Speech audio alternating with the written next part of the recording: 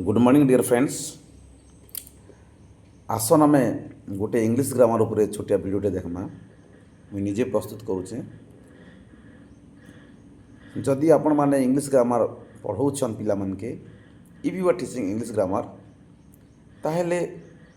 आपण के केतरा स्टेप प्रति ध्यान देवा पड़वा। मुई कचा कला हांडिया कही दउछे।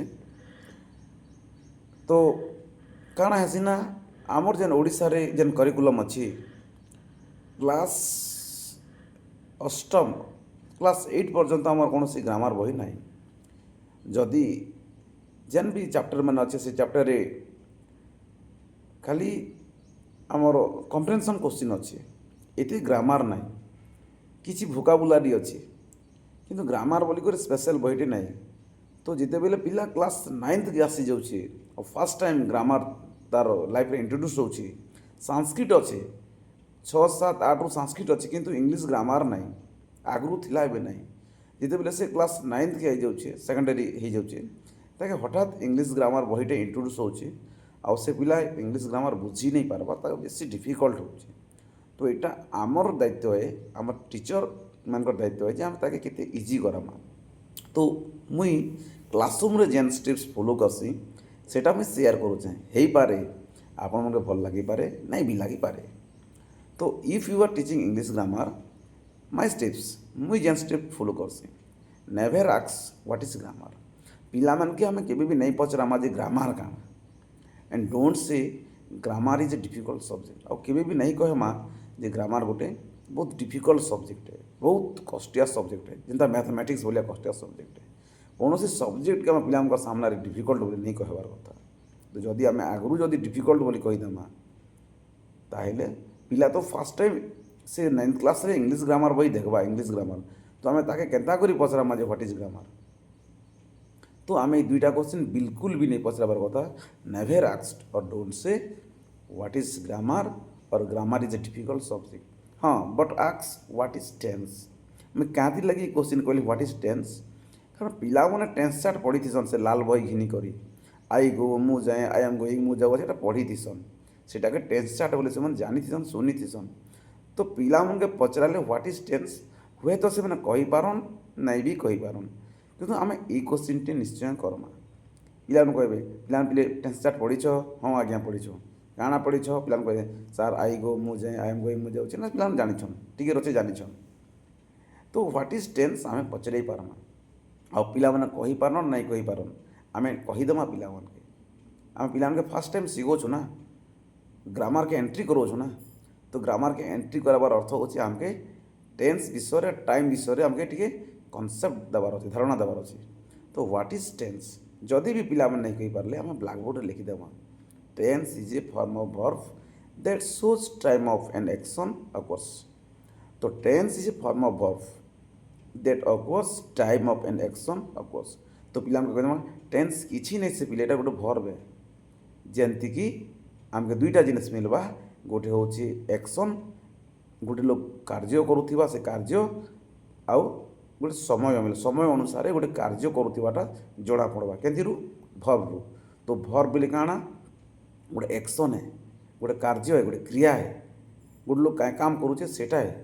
से केते बेले करुचे तार टाइम से खाली जना पड़वा। तो वर्ब ना दुईटा जिनिस अच्छे गोटे टाइम अच्छे गोटे एक्शन अच्छे। तो आम give a small diagram of verb तेणु वर्ब रो गोटे स्मॉल डायग्राम ब्लैक बोर्ड रे करदेमा। तो पिले देख वर्ब बेले काଣା वर्ब रे काଣା अच्छे वर्ब रे काଣା अच्छे वर्ब रे 5टा फॉर्म अच्छे वर्ब रो केतरा रूप अच्छे 5टा रूप अच्छे काଣା काଣା रूप अच्छे देख V1 पिले base form infinitive form V2 past form V3 ED और एन फॉर्म तुम जेन परफेक्ट रे पढ़ी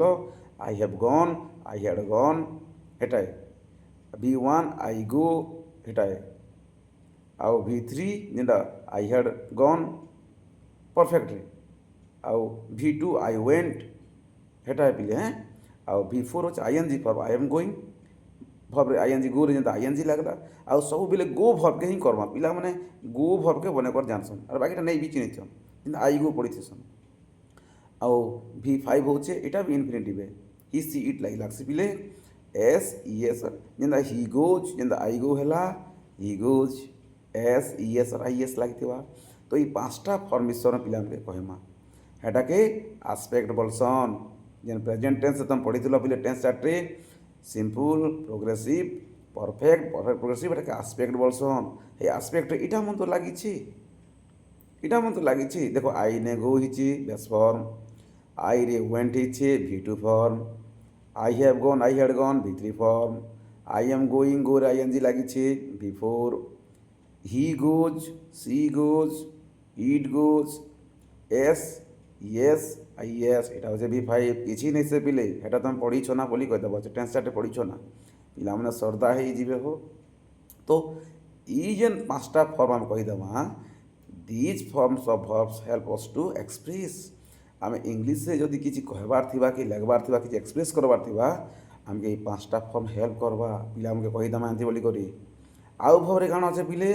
एक्शन एंड टाइम किए गोटे धाइला किए गोटे नाचला किए गोटे कहला किए गोटे ठिया उठला यहाँ तो लिखाई भाव रे सत कि नहीं तो यहाँ हूँ एक्शन आई गो मु जाए मुझे जाऊे पादे चली चली आई इट मु खाए मुझे खाऊे केते बेले खाऊे हेटा हूँ पिले टाइम प्रेजेंट टाइम कि पास्ट टाइम कि फ्यूचर टाइम तो टाइम केते प्रकार पिले 3 प्रकार 3 types of time present time वर्तमान समय पास्ट टाइम अतीत समय फ्यूचर टाइम इटा नहीं आसवा तो जेनटा भविष्य समय तो टाइम 3 प्रकार हाँ पिले मन रख टेंस इम्पोर्टाट नहीं से टाइम वेरी इम्पोर्टाट एंता बोली कहवा पड़वा आमके टाइम शिखबार अच्छे टेंस शिखबार नहीं ना टाइम शिखबार अच्छे जेन तुम टेंस चार्टे पढ़ी आस्पेक्ट माने से टाइम के आमके बाहर करवार अच्छे टाइम क्या जानवार अच्छे पिले हेटा वेरी इम्पोर्टाट हेटा जानले तुम बीर ही जीव इंग्लीश ग्रामर रे एंता कहबार अच्छे पिला श्रद्धा कर पढ़ाबार अच्छे मुई पिला पूरा फनी हुई रे पूरा आ मस्ट से पिला निश्चय कह ब्लैकबोर्ड लिखी भी देवे यहाँ मोर self made you can see it prove बोली कही पारे you must say the soul of English is और इंग्लिश ग्रामर इज टेंस पिले इंग्लिश ग्रामर आत्मा हूँ टेंस देखस के तुम टेंस चार्ट फास्ट घिनी कर घोष आई गो मो जाए आई एम गोइंग मु जाऊ अच्छी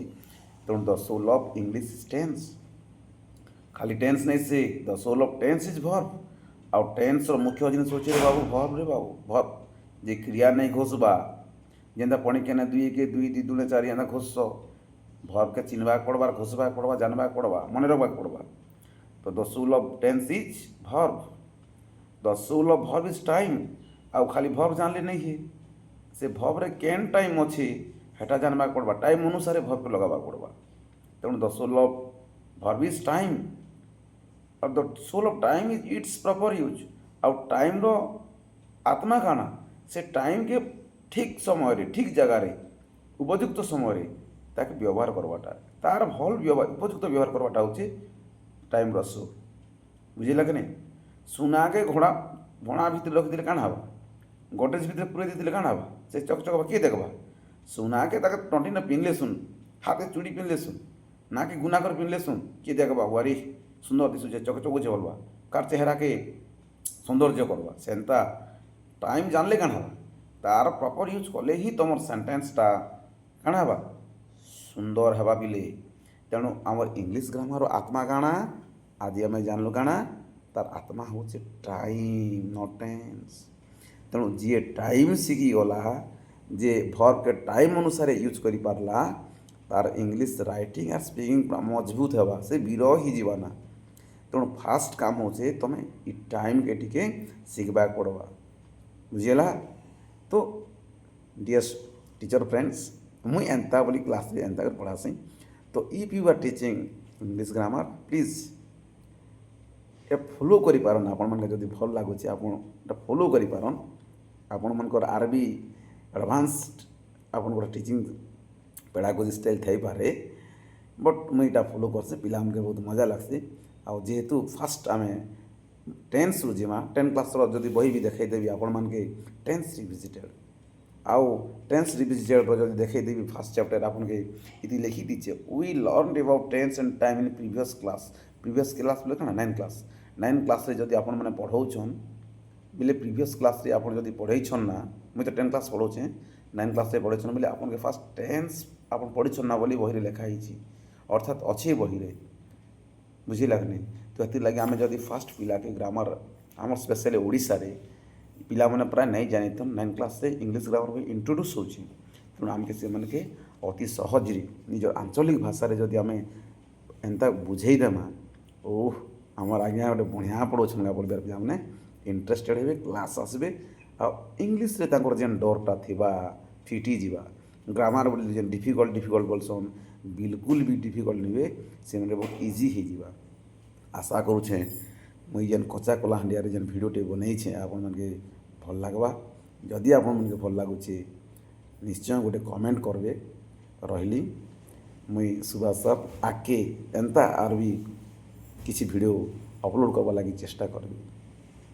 थैंक यू।